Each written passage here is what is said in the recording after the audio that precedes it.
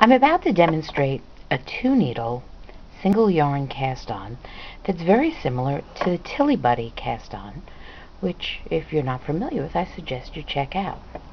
The directions for this cast on included starting with a slip knot. So I'm going to start with a slip knot, but it's very easy to start this cast on as the Tilly Buddy cast on is started without a slip knot. So you can watch her Miss Tilly Buddy's video, or to see how to do that. Now, I tend to work with the yarn in my left hand, and that's how I'm going to do it.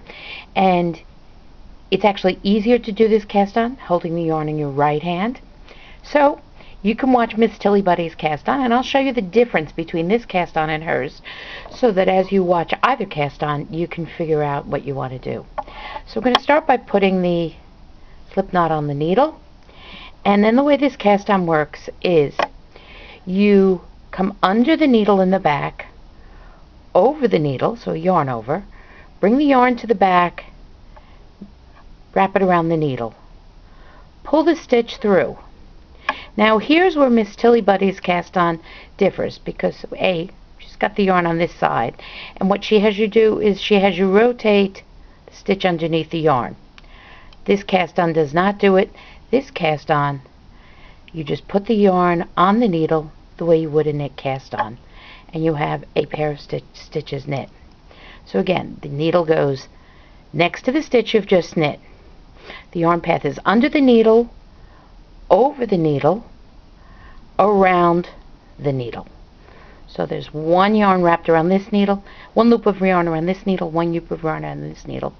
Pull it forward, pull the stitch forward, and put it onto the needle as you would. Now there's your loop being created, and depending on how snugly you pull the yarn up, this is the loop that's going to create your little lace loop.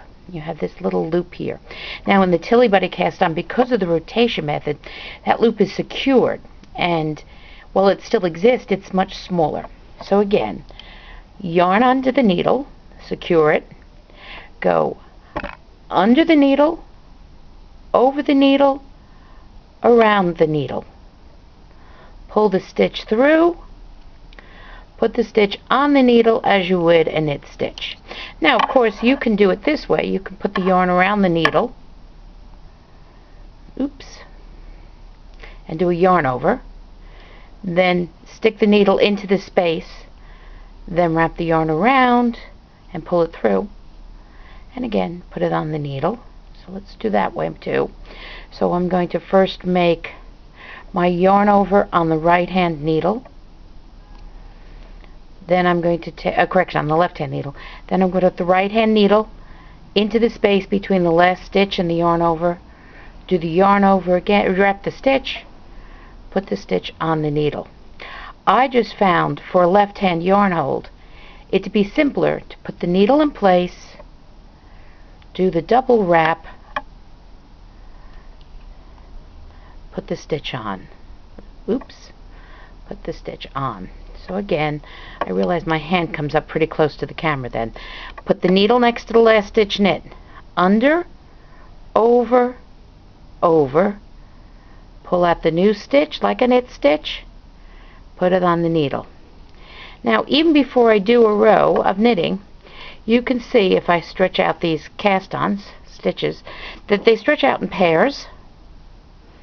And between each pair, there's a gap.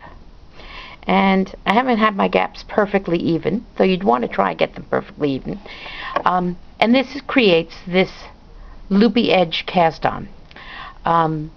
Tilly Buddy cast on does not have this extra loop, and as you see, the way this is done is you will always have an odd number of stitches, because you'll have pairs, pairs, pairs, pairs, pairs, and this extra stitch that you've cast on. You can absolutely drop this stitch, and the cast on will hold. So this is the loopy cast on that was referred to in Ravelry. I have a link to the Ravelry thing on the about this cast on in my YouTube, so you can actually find the original question and the original description. I don't do it exactly the same way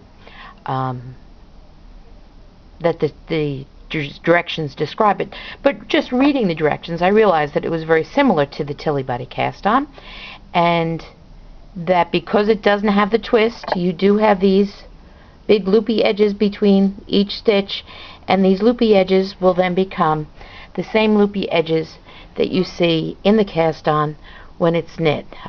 So you have a loopy edge like this. I think that this loopy edge, and even here, it's not quite perfectly even, though you can actually tighten it or stretch the loops with your fingers and get them slightly more even over time. There we go. So it creates a loopy edge cast-on, which sort of lacy, sort of decorative. I actually think this cast-on would be quite pretty on a top-down sock. Now I'm working in seed stitch here, but seed stitch pulls in the way ribbing does. Ribbing would pull in a little more, and I think this would make a really pretty simple edge for a sock. I'm not sure, maybe a scarf.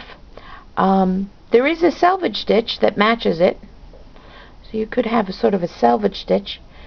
And again, the selvage stitch looks a lot better if you put a blocking in it and block the edge. So you could block the edge and have this as a cast-on and a selvage. This is the selvage that's suggested by another knitter in Ravelry, and I didn't find this to be, I think it's an interesting picot, but I don't think it matches the cast-on at all. Perhaps I'm doing it wrong, perhaps there's a technique that I'm missing, but there's some ideas of how to use this loopy cast-on.